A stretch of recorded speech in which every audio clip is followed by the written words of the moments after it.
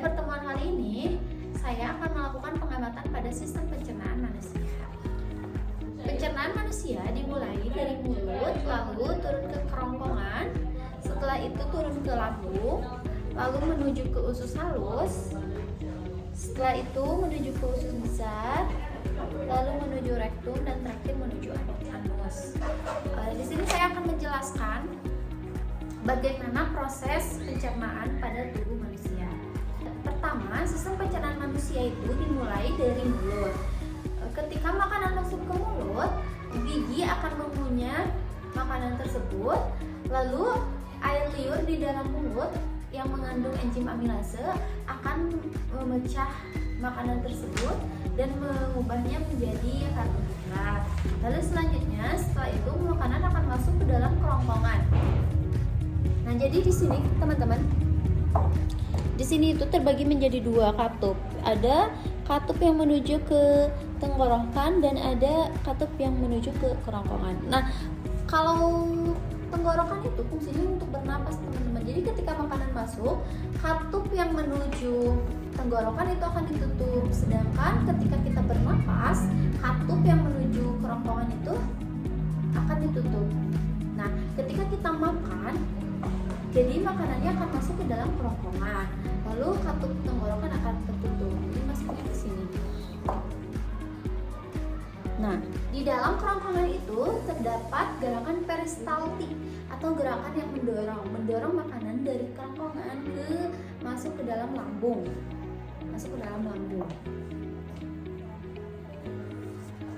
Nah, di dalam lambung itu terdapat zat yang bernama asam lambung atau HCI.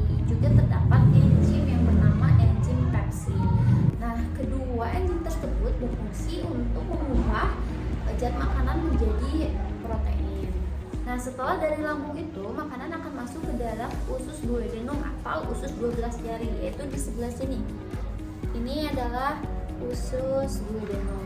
Jadi, usus duodenum itu berfungsi untuk menerima makanan dari lambung sebelum menuju ke usus jejunum.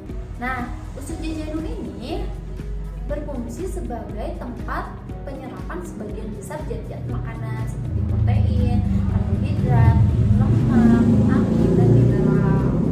Selanjutnya, setelah dari usus jejunum, makanan akan menuju ke dalam usus halus bagian terakhir, yaitu ileum.